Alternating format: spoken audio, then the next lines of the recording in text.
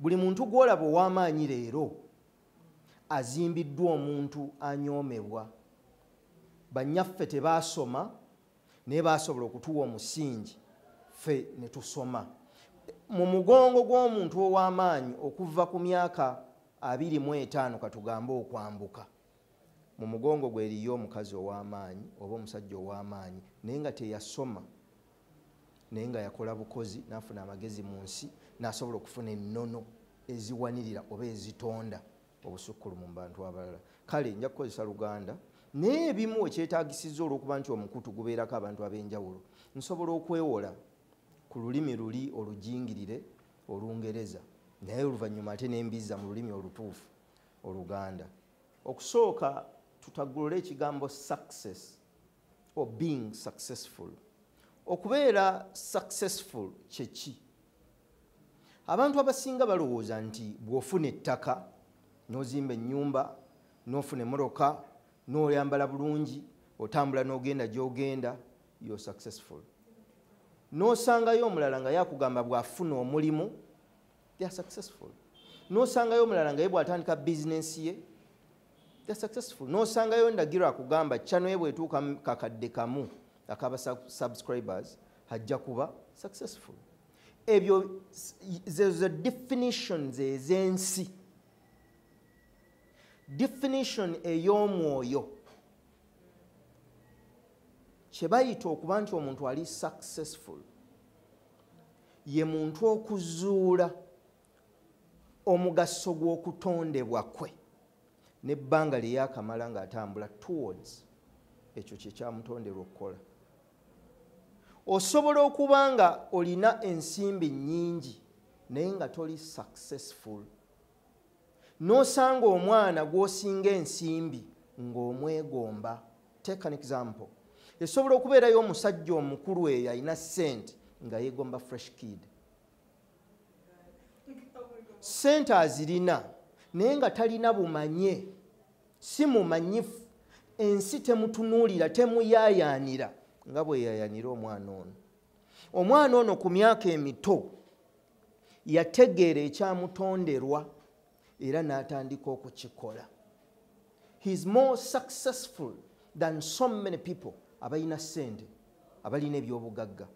Kyomuva mulaba nti abantu bangi bamala okukola ssente ekikulaga nti at the end of life ssente si kyekyali ekikulu. Relevance mu bulamu, impact obulamu bw'okubanga bukwata ku bulamu bw'abantu abalala. Bamala okukola ssente bakomawo mu kereziya ne bakontributinga mu kkanisa, mu mizikiti, balabibwe oba balabwe nti amakulu g'okubeerawo kwabwe mu bulamu gagasa abalala. Ekitegeeza ekyo kyongera okunnyonnyola nti bayita success. Abantu babiri bokka abakimanyi eri buli muntu. Abantu babiri abamanyi oba oli successful oba nedda. Asooka yeggwe, owokubiri ye Katonda we yakutonda. Oyo yatonda omwoyo gwo n'agutuma ku nsi mu kiseera kino, n'aguteeka mu ssuuti eno gy'oyambadde ey'omubiri gwo, yagutuma ng'aguwadde mission. Gwe baaguwa bw'oba wasobola okuzuula ekyakuleesa era ng'oli mu buufu bwakyo otambula okukituukako, mwe babiri mmwe mumanyi oba oli muwanguzi oba nedda. Kakati bw'otandika okupima success from what you physically see or observe, then you're wrong. Ogenda kukola ensobi mpitirivu z'otaalikoze mu biseera mw'otaalizikoledde.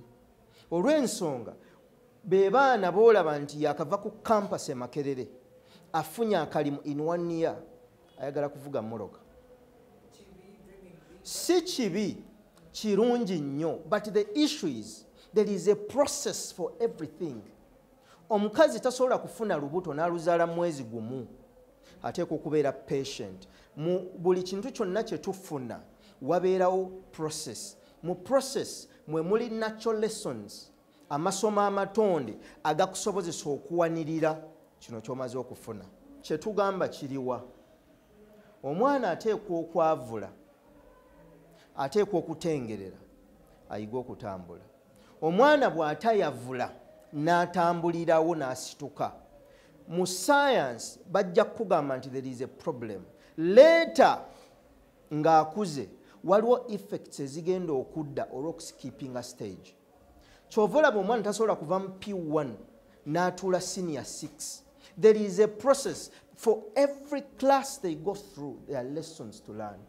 And the lessons of a particular stage prepares them for another stage.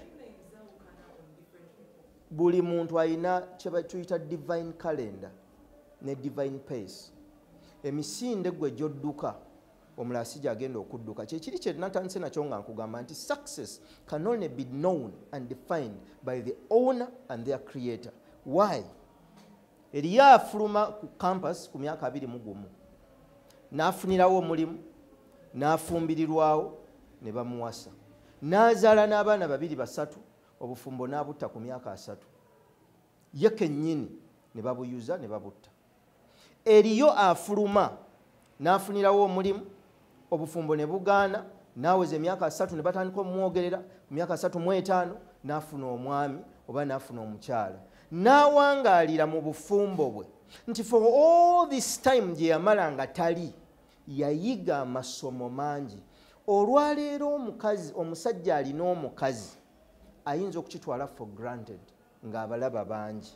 Olwaleero omukazi alina omusajja asobola okukitwala for granted kubanga abalaba bangi. Kati omukazi eyafumbirwako n'abeera mu bufumbo obubi ne bufa n'abeerawo ebbanga bwaddamu okufuna obufumbo abuwa ekitiibwa era abunyweza. Kubanga naawe omwami wo kati gw'olina kati toyinza kumanya bameka abamwagala.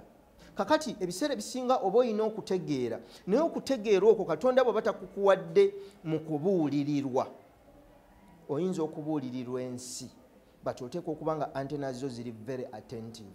Oyo yenna ataabuulirirwa nnyina alibuulirirwa ensi. Maama akubuulira akuwumbirira. Ensi yo bwe beekubuulire kuba bukubi. Mu kibiina ky'ensi omusomesa ayingira n'abakuba kiboko n'afuluma. Abayizi abagezi be balina okutuula nsi beebuuza atukubidde ki leero kubanga n'enkeera bwadda akuba. Naye osobola okuba nga gwe bakukubira lessons za mwaka guwedde naye ng'ono bamukubidde za leero because yajja ayiga.